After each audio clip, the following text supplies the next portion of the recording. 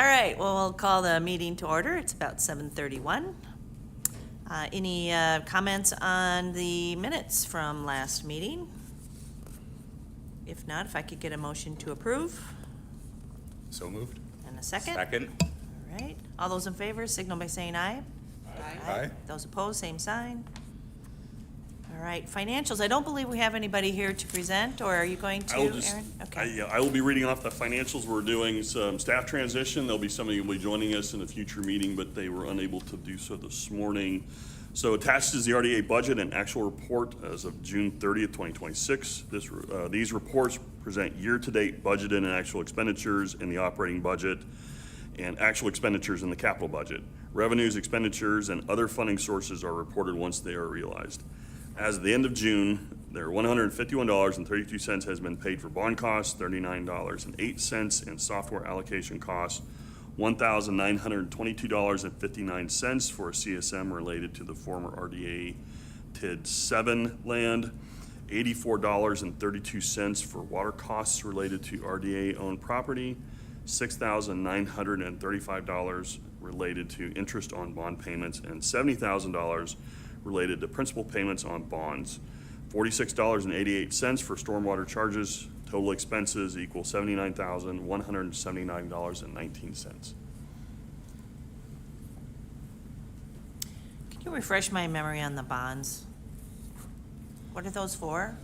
So a lot of our purchases are done through capital improvement plans. When we purchased land in like Cannery District, et cetera, those bond terms were set when they were doing those, and those come through those are funded through RDA funds. So they'd be paying off the bonds that would have purchased lots and spaces within the RDA districts. Most of these, I believe, would be tied to. I have to check with finance, and I can maybe do an update report on that for the next time. But I believe most of them would probably be tied to acquisitions in the Cannery District. And so they've been out there for a while. Correct. Yes, these are all tied to any Okay. of the existing districts and expenses. The other one would also be the RDA did do some direct assistance. Instead of the TID district, the RDA approved some direct assistance to the Menominee Food Co-op when that one was built as well. So that would also have been CAPR borrowed funds. Okay. Any other questions? All right, if I could get a motion to approve So moved. and a second. Second? And all those in favor signal by saying aye. Aye. Those opposed, same sign. All right. Any public comment for items that are not listed as public hearing or discussion? Don't hear any. Business items with public hearing or public discussion. All right, moving on to other business. Aaron, the floor is yours.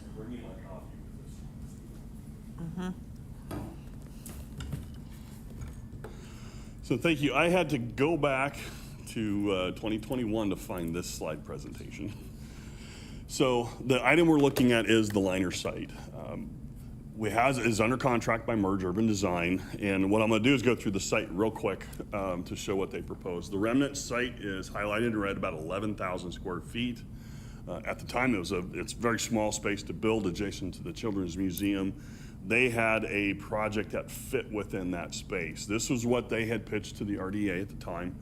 5-story development, ground floor commercial, and then 4 stories of residential space on top of that. Ideally, they were targeting a restaurant or some type on the ground floor. This was to replace the Project Monarch that was originally supposed to go on the liner site, which was going to be a ground floor restaurant and 2 stories of office space on top of that. That project came apart during COVID when the developer who owned the restaurant and was just looking to lease the building couldn't get financing because everybody was moving to work from home. They could not lease. Their financiers said they needed to lease at least 1 floor of the office space. They couldn't find anybody to lease office spaces during COVID and afterward, so that project went away. So this was the development that came forward, 52 units of studios, 1 and 2 bedroom apartments, $8 million taxable value. All the parking was going to be provided by the parking ramp through penetrations. We had capacity to do that. This was kind of the profile of where they would be building on the ground floor as a potential for development. And then this was the height profile that they showed as part of the project. So this is what was approved. It had a TIF assistance of $800,000. for a guaranteed $8 million in taxable value. That was approved. The TIF value was approved by the city. So we have extended the closing agreement and the closing deadline several times under that contract. It's been amended at least twice that I'm aware of. Merge is also the developer doing the transit space in Alto Station, and city preferred them to focus on getting that project completed, so we kept pushing this project off. We're now to the point where we have passed all of the deadlines in the contract. So those benchmarks are gone, and technically we don't have a contract with Merge anymore on this space.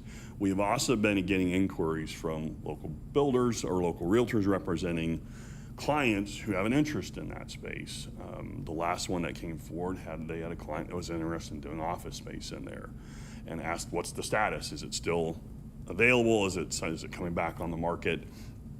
We talked with Merge, and Merge said city needs to do what they need to do for this space. So we're bringing it back to the board or the RDA board for guidance on what we'd like to do with this space. It's the options could include, do we renegotiate and reset deadline terms and continue the project forward? Do we want to spin it back out for redevelopment? Is there any type of project or development you'd like to see coming forward into this space? And I will kick it back one more slide to the available space. Just looking for guidance from the board, and then we'll start moving forward with the direction that the board gives us on this project. Aaron, back before, when Monarch came, what was the guidance from the RDA? I mean, what was the RDA originally looking to put there? Was it mixed use? Was it, just so I have the history. It was, they were looking for the whole site to do some sort of, typically mixed use development when we're looking down in this area. Part of the thought was that with the Children's Museum coming in the space they took and not being a tax-paying entity, they wanted to make sure that something that generates tax revenue went into that remnant site.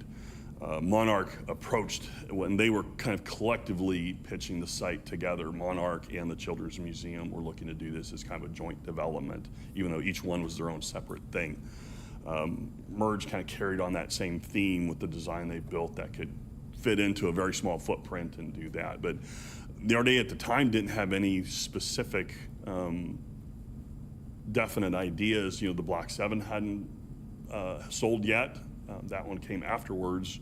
So we were still filling space, still looking to see what that area might look like. The Menominee Market wasn't a project yet. So the area has changed quite a bit since that project was originally approved. And this was done right after they approved the Andante on the other side of the street that's owned by Merge. So it's definitely a changing environment in there with a lot more development going on. So certainly a focus in what we'd like to see happen could very much shift now that we're seeing some changes in the market in that area. That's what I recall too, is that there was nothing really built around it yet when we approved that. So Yep. Now it's completely different situation, so. Absolutely.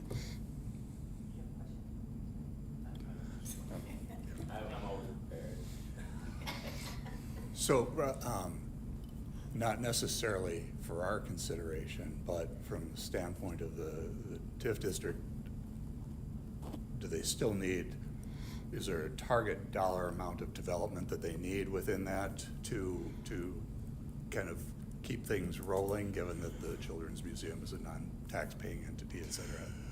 Not as much anymore. Even if that site doesn't develop, the TID district is projected to close out in good shape. At the time we did this project, that was very much not the case. There was real concerns about the TID closing in the black.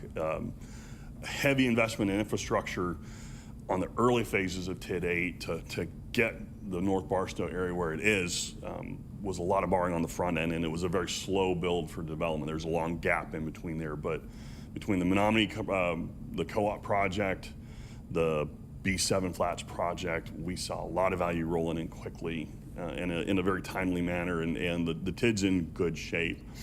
Probably the only caveat that comes into play with that TID is that the expenditure period for funds in TID 8 is closed.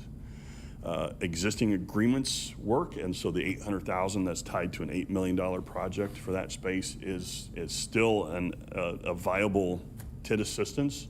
but a new project coming in will not be able to get any TIF assistance on a project if they needed city assistance. That's the only way I could do it, is if they were to be assigned Merge's development contract and reset the dates on that with a new developer. They could modify the design a little bit. They wouldn't have to build exactly what Merge has shown, so they could come back and ask the RDA to modify a building size. But from an assistance standpoint, it now becomes a project's gonna have to stand on its own 2 feet. Dave? So I guess 2 questions, Aaron. One, is Merge then definitely still interested in going forward with their development agreement? And second is, if so, when would they be prepared to start? They don't have answers to either of those. I think they would still be open to working with the city, but they definitely don't have a timeline on when they would be able to start directing efforts towards this. Again, their focus as well is getting the Alto station completed and moving forward. So we'd have to set hard deadlines if we were to try and continue to move forward with Merge. And again, don't know that the market is still there as the same market when they first designed that building in terms of what they're proposing to do to that space. So that's probably something that should be considered as well. And that might be something that they're taking into account as well. As I said, our conversation with them was they were okay and wouldn't take offense if the RDA board chose to go in a different direction with this space. Go ahead. I just, to your comment about the incentive, and I know this TID is winding down, how many developments are you seeing in downtown or in and around downtown without an assistance asking? What's the likelihood of it standing on its own 2 feet and having a successful application? It would depend on the scope and scale of a replacement project. Typically, what we see is if we're looking to see something really significant occur, like high volume business. B7 is 120 units in a space. On Dante, the assistance was tied to wanting to go high density and needing to go underground parking to make the Andante work. And underground parking had a significant higher cost. So it would very much depend on what's going in there. I could see office space, office suites. Those get built across town every day.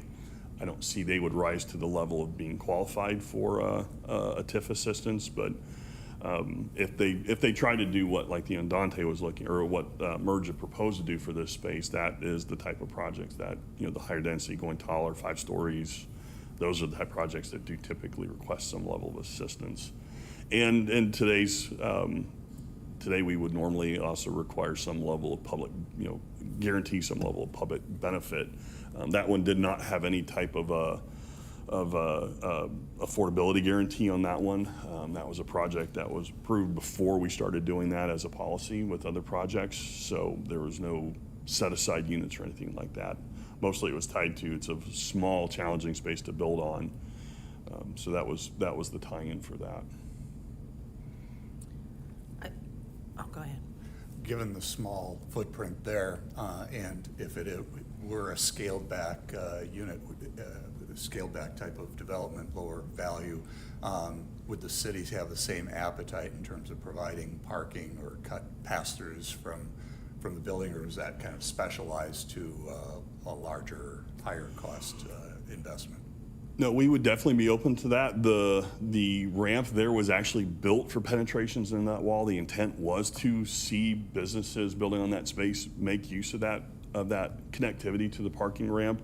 The Children's Union was actually encouraged to do that, but their designer decided they didn't want to do that. They had the opportunity to do penetrations directly into the parking ramp as well. So we would still encourage any development to, if it fits their model, we'd be welcome any opportunity to do that.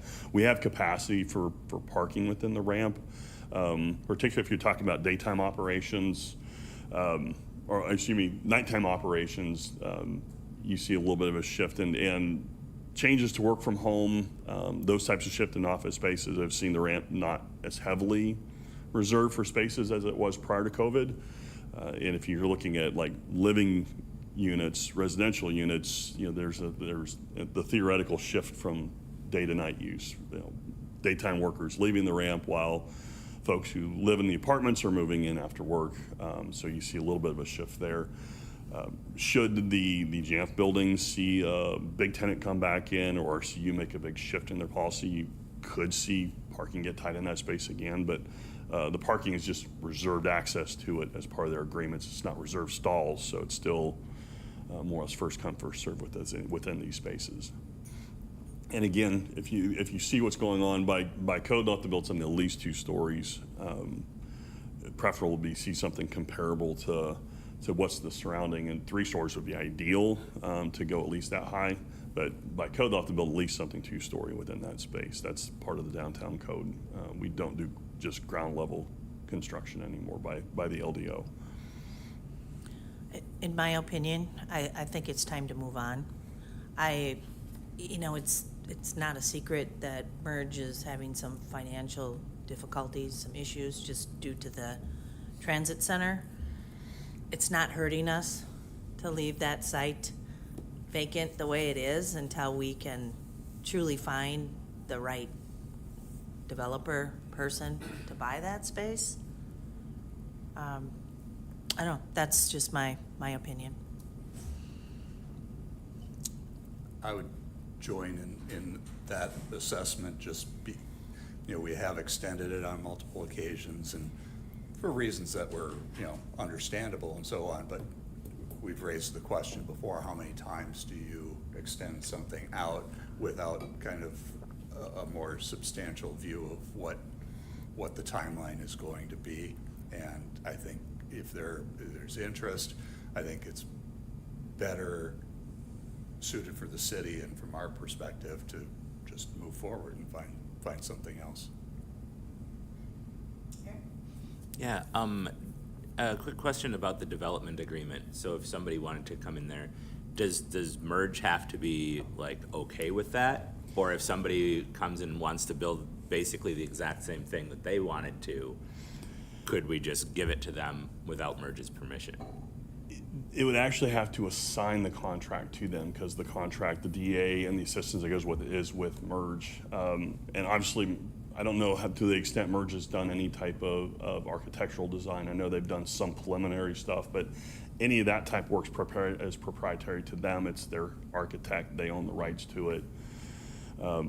So yeah, if somebody was looking to build exactly what Merge built and to get the assistance and guaranteeing the same level of value, it would have to be Merge assigning their project over to that new developer. Then I would agree with Connie and Wayne. It's just open it up and see what else might stick.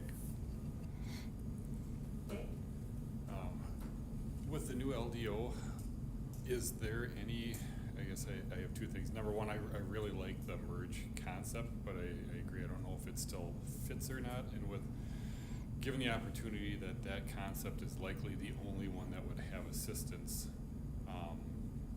my first thought would be to hold action on it for like 1 month, reach out to Merge and have very succinct language or talk, you have to start by December 31st, January 1st of next year, to see if they're still interested or not before we walk away from that. But my other fear is the longer this stays without a development on it, would this be able to stay as a parking lot or have any pressure as a parking lot in the future, or does the LDO say that this is going to be a building period? No, this would be discouraged from being a parking lot through the LDO. It's specifically prohibited along the river properties. And actually, I think technically you could say this one probably is, because on the other side of the street it is abut the Eau Claire River, or very close proximity to. So yeah, parking would not be an appropriate fit for this space. And as far as the timeline goes, I think we've already kind of received a response from Merge in terms of, because when we asked about timing and timeline, they couldn't provide anything or unwilling to provide any type of timeline. So I think that kind of answers the first part of your question, is that there's not a commitment and we will start or we will do by this date. I think if we walk away from Merge, which I'm okay with, I think one of the things that's the opportunity here as we look at what's left of vacant land in this area is we all understand what's happening with housing and vacancy rates and office rates. And instead of just being like, oh, let's just go see if we can find another exact merge, because we're not desperate to sell the land, should we take a step back, make sure merge is really wanting to walk away? And if they are, look at this land because it's not huge and try to figure out what is the best fit. Now, maybe that is just saying, hey, we're interested in any developer, bring forward all of your ideas and we look at it. You know, my fear is that you build an office complex and certainly on that row, you have lots of office space, right? Like we just end up with a beautiful building with no one in it either, right? Versus do we rethink about this and say, okay, what would fit best next to a parking ramp and a children's museum? And is there something else we're really looking for to go there? That would be and I wish I could say to you it's this. I don't have the suggestion, but it's before we just be like, let's take the merge concept and find a different developer and do the merge concept. Do we step back and say, we have this great piece of land, let's go to developers and see what possibly fits there and see if there's other ideas.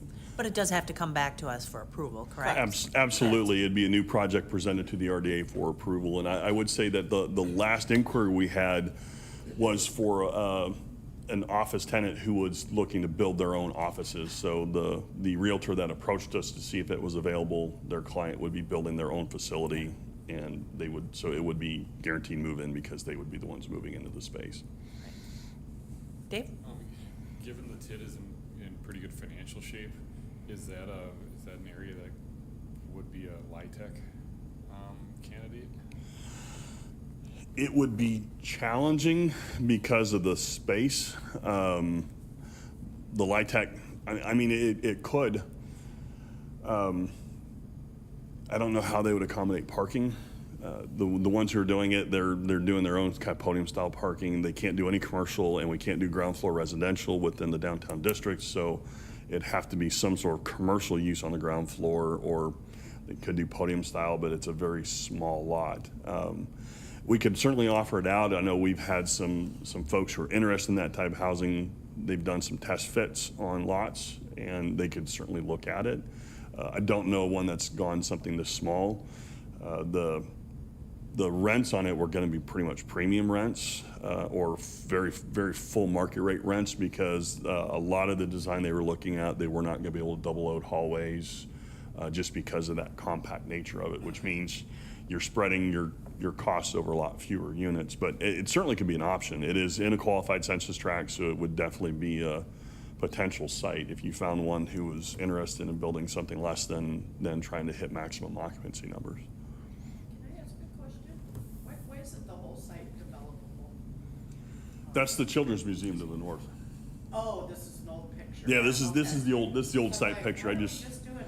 yep. Do the whole thing. Yeah, this picture was right before the Children's Museum started to develop. Aaron? Yeah, so there's a couple thoughts I have. I really like Pam's idea, but Decky is actually working with the neighborhood associations right now on the Downtown Neighborhood Association on like figuring out what people like leave downtown for. You know, what are the reasons that you leave? Because there is a lot of stuff downtown.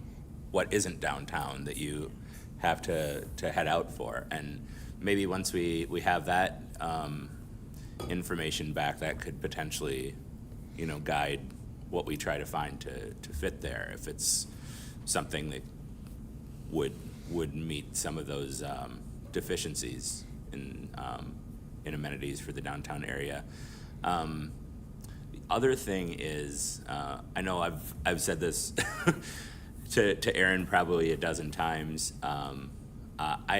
I'm kind of uncomfortable with the idea of using our premium downtown space for LIHTC, just because it can inherently be a much more valuable project with regards to, you know, tax base and everything like that, if it's not a LIHTC thing. And like basically in no place in the world do they build, you know, affordable housing in their downtown core. It's just generally not done.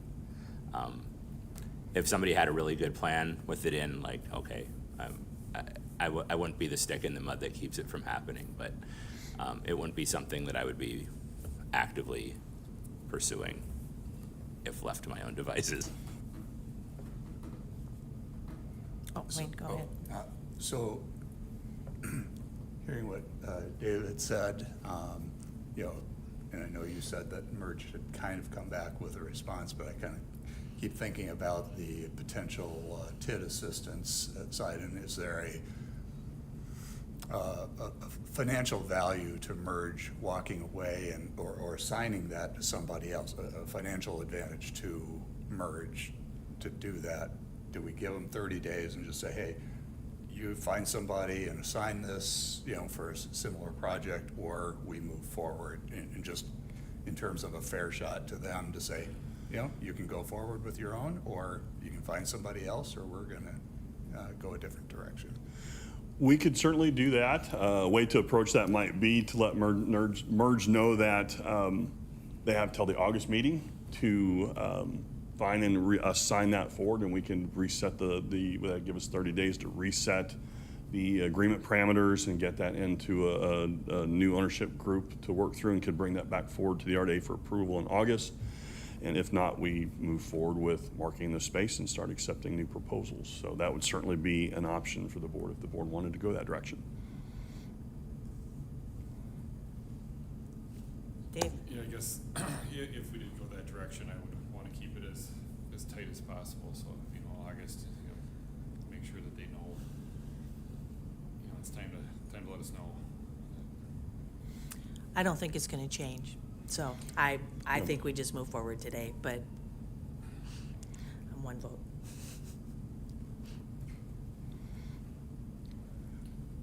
I guess maybe I'm gonna say one other thing. My concern would be is if we allowed them to go find someone else, how comfortable are we with the someone else they would find? Versus simply saying you have one or two ways, we're done today, or you have 30 days to execute a timeline to do this, or you're done. I'm not real interested in having them go find someone else that we might or might not want to engage, work with. And I don't mean that in a bad way. Maybe it'd be a great developer, maybe a local one. I just don't want to get into that game. I think we either tell them you have 30 days to execute a timeline and perform, or we walk away from it today. That to me is, from my seat, the two choices I'd like to see us make today, one or the other. I would agree. I don't want them to be able to just turn it over to somebody else. Given that the extensions have all expired and so forth, if they found somebody else, does it leave it subject to our approval anyway in renegotiating those? we would have to bring forward, new terms. So we would bring forward a draft purchase agreement that reflects new timelines to the new owner and new deadlines for closing, et cetera. It would still have to go back forward to council, because council would have to approval on the TID piece, on the TID assistance. Council would have a review of that, and it would be up to council to determine whether they wanted to modify the development agreement that governs the TIF assistance on that as well. So there'd be a two-step approval process from that end of things. And I can check with the city attorney to see if to confirm that, but I'm guessing because of the TIF piece, there would have to be a two-step approval with that portion of it. What does everybody think? Wayne? Yeah, my last comment is just kind of in terms of stretching that out, and with the separate approval from the TID side, it may just be too complex, and we go back to our earlier assessment of just being done and moving forward. So that's where I'm sitting. Yeah, Jane? I would say I'm sitting and being done and moving forward. I mean, I'm not even sure putting another apartment commercial Right. building when we have two giant ones with vacancies on all floors, commercial and residential, is the right move for that space anymore.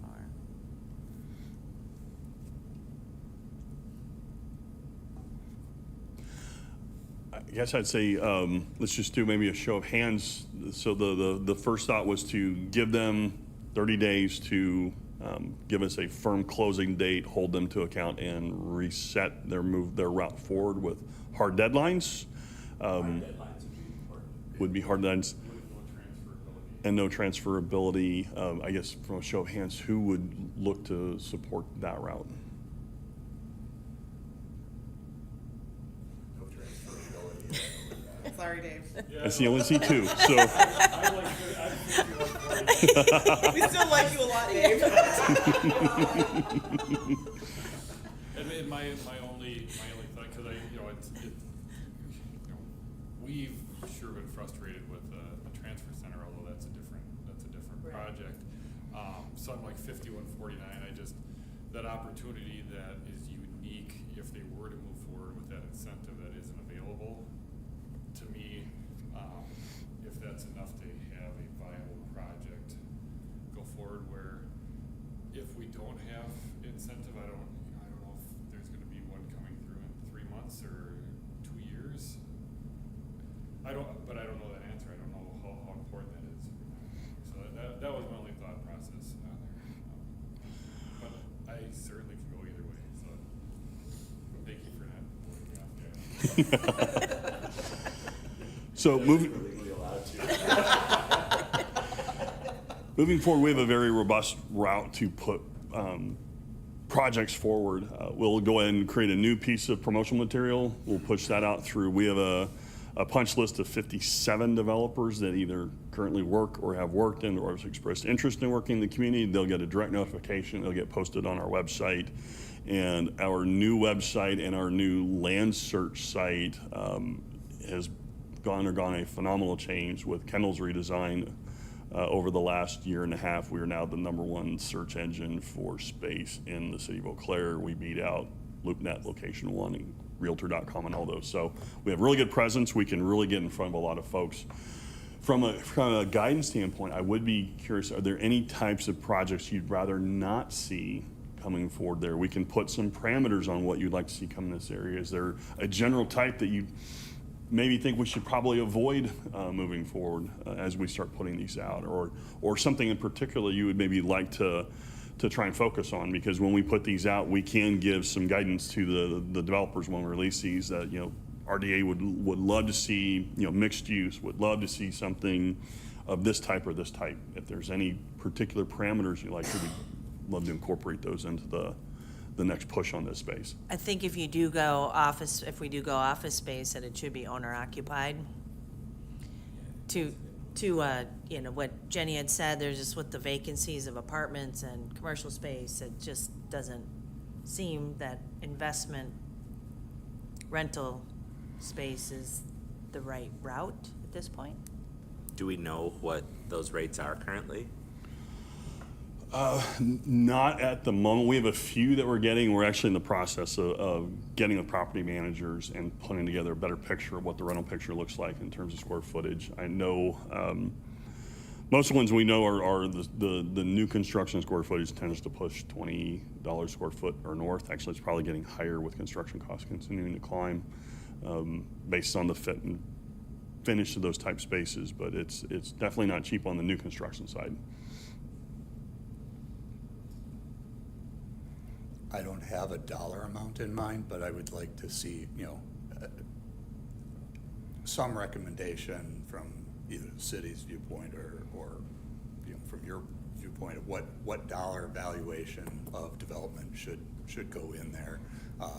You've said that it's not crucial anymore to the TID side of things, but from a standpoint of Aaron's point of, valuable downtown property and so forth, just saying, well, somebody can put an office in there, and we don't know exactly what the scope of that might be. So if we had some dollar amount that made sense as far as an investment there, that would be helpful. Absolutely. I think we should be looking at something at least in the $5 to $8 million range, what we were looking at previously as kind of a floor. And from a scope and scale standpoint, I think we should probably, my recommendation would be to keep at least 3 stories within that space. Code will require 2, but I think a 3-story kind of better fits with what's going on within those areas, and because we've moved away from, and it won't greatly interfere with like the solar panels that are on the Children's Museum and that activity. But that would be my recommendation, is something along that scale. I think the only other thing that, Dave brought up, and I guess Aaron did too, is there something that we haven't thought about? Because truthfully, it's not a very large taxable piece of property. is there something else that could go there that benefits the downtowns? Whether that be Decky's recommendation, whether that be something that the city has always wanted. And I don't want to downplay that, right? Something that would fit in there. But I'm not so sure we have to be as concerned as we were back when we did Monarch with what do we put on there that drives the most amount of taxes or anything. So what makes sense next to a parking ramp, a park, a children's museum? Is there something else there? And I wish I could come up with what that was besides just more apartments or office space, because I think Yep. we're going to see other apartment complexes be built in that general region already. So you're going to add some of that. Maybe we have the ability to get creative if we're not in such a rush. It's an unknown. Right. And that's certainly something we can bring forward. If a unique concept is brought before staff that they'd like to bring before the board, we can certainly bring something that's very unique and very different before the board for review. It doesn't have to be that type of development. The price is $15 a square foot on the space with riverfront property, so it's not something that we, without incremental development, RDA has not given land away, so it'd have to be something that could afford to pay it based off of what would be a current market rate for riverfront or near riverfront property, but certainly could be open to other things and other uses. Thank you. This is maybe outside of the line of what we can be talking about here, but I was wondering if there's anything that we could do with the space in the meantime while we're waiting for a project that might provide like just a slight trickle of revenue or something. Like I imagine like putting in some outlets or whatever and having like a little food truck court or something like that. You know, we get like $500 a month, but it's something coming in, and in the meantime, it's utilized instead of just being a dusty field. It can't be anything that would see a vehicle on that space, because vehicles would be required to be on hard surface, so you'd have to concrete or asphalt it. There are now standards relates to even food court spaces. And we've allowed folks to go in there and do some, like for construction, for parking. Some folks have just been doing it. And we've already found that there's some damage to the sod there from folks who weren't parking in there when they shouldn't have been, in conditions that they shouldn't have been. So it does carry a risk if you do that. Folks will start pushing the envelope, and like I said, we've had a little bit of damage in that space with ruts, parking in mud and rough conditions. But we could certainly look at some sort of an event usage space. Maybe it's something the Children's Museum wants to do some activities in that space with the kids. It wouldn't be revenue producing, but could engage the space for a short period of time before a project comes forward or something like that. I know the Children's Museum has had interest in that space as well. They have inquired about it in the past. Previously, it was always about parking in that space, which would be a hard no on this, under the new LDO. But if they have some use for it, there certainly could be an opportunity there as well.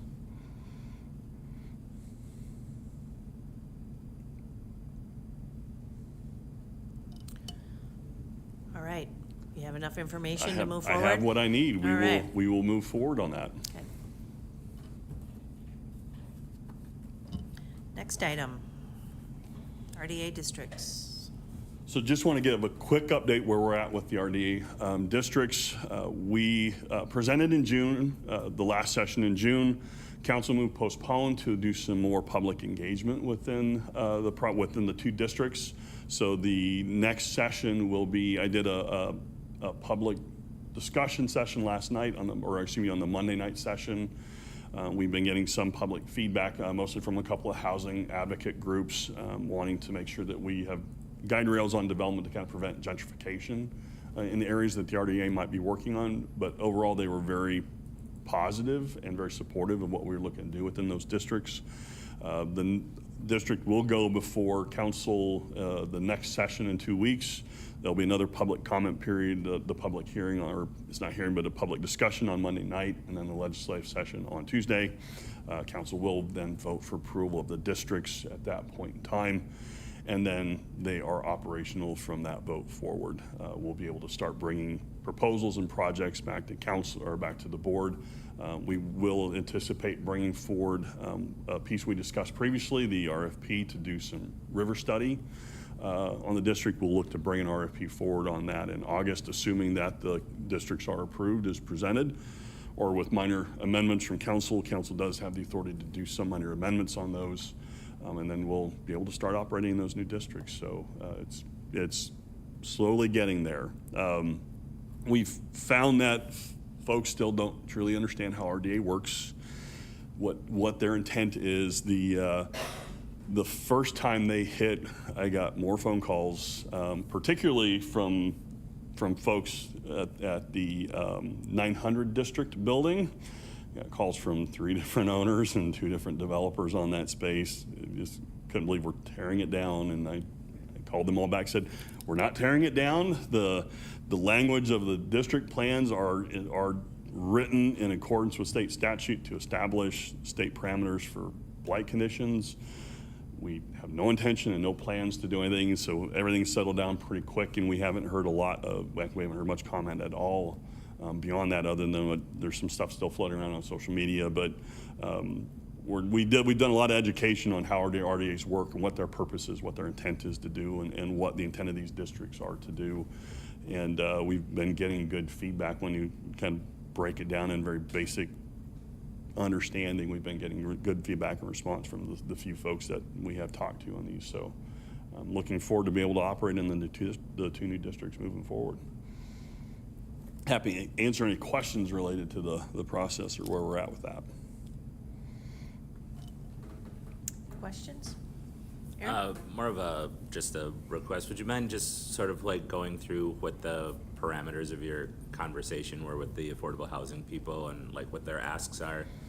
Absolutely. So their concern is gentrification, and a lot of the focus has been on the Riverbend district, which I'm not sure because there's very little housing in the Riverbend district, but that's been the big area of most commentary and focus is in that district, which is Shopko and Plaza and all those areas. They have asked council to introduce some language to be put into the introduction section of each district, to put some guide rails in terms of the term they use is equitable redevelopment and anti-gentrification guide rails, I guess. They had some language that they referenced. We're gonna have to go through that. A few of the things that they referenced in there are legally you can't do. So we're gonna have to modify those a little bit and have legal make sure that everything clears, and then if 2 council members bring it forward, they could add those as an amendment to the introduction. I think that's what the Jonah, who's the group that brought it forward, that's their intent, is to have those pieces added to the introduction section of each of the districts. It doesn't change the function or boundaries or any of the primary things. Just kind of sets some parameters for conscious of what's currently in districts.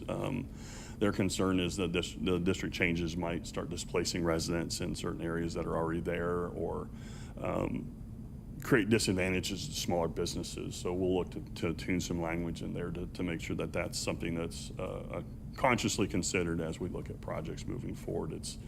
A lot of it's really probably not going to be, in all practicality, it's not going to be an impact. A lot of the areas that we're talking about redeveloping may have nothing to do with residential. It's going to be more commercial redevelopment. With the 900 district being launched in the old Sacred Heart location, we were working, staff is working closely with the Heartworks group. Our idea of a medical incubator from 2 years ago is taking off already, and there's some real opportunities to do some interesting things within these districts. But we'll look to kind of set some of that language up.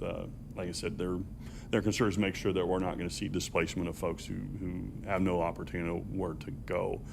RDA is a little different. If any displacement occurs by state law, we have to pay for all the costs to move somebody. If we acquired a property and we're looking to tear that down and redevelop it, the residents that are living there, if it was residential, we have to pay all their costs to put them in something of acceptable and suitable replacement space. And it's at zero cost to them. So it's not the same as a developer buying the space, bulldozing it down, and cutting all the leases and saying, good luck, we'll see you next year. RDA, if they take those types of actions, they're statutorily required to take steps to rectify those issues. So that's something that's kind of built in. Those are kind of built-in guardrails just from the state level. But we'll have some of that reviewed and council will have the opportunity to potentially put those forward as amendments at the next session.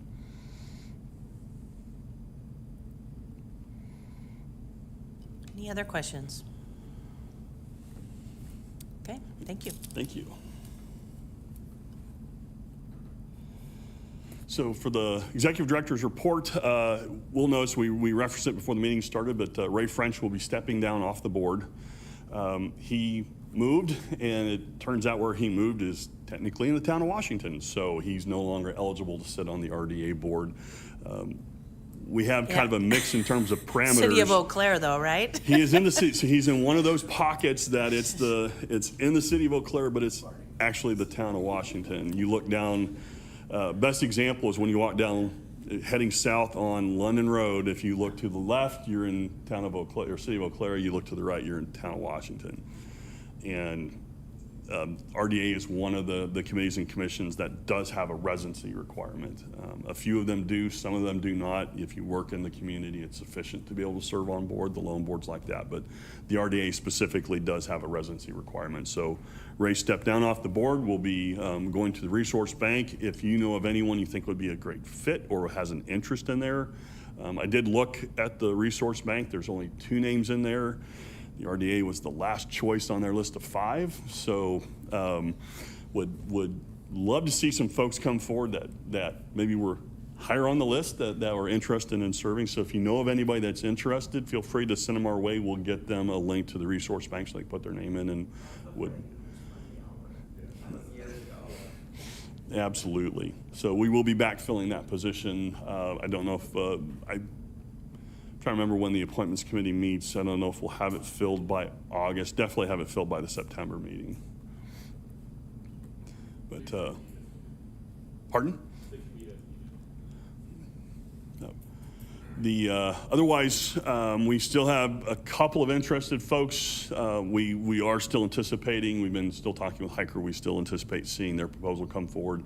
They had to redesign some of the building layout because the building they laid, I think we mentioned this when we talked briefly about the project, how they run trucks in and out of that was of concern to engineering, so they're doing some reconfiguring of the lot. And there's an amendment being done to the LDO that better accommodates an odd-shaped lot that's very narrow and very long. We're making an amendment to the LDO that helps better place property or buildings on properties that are in that condition. It's kind of a rarity in here. We didn't anticipate it, but we found right off the bat, we found one of those weird lots that makes that a bit of an issue.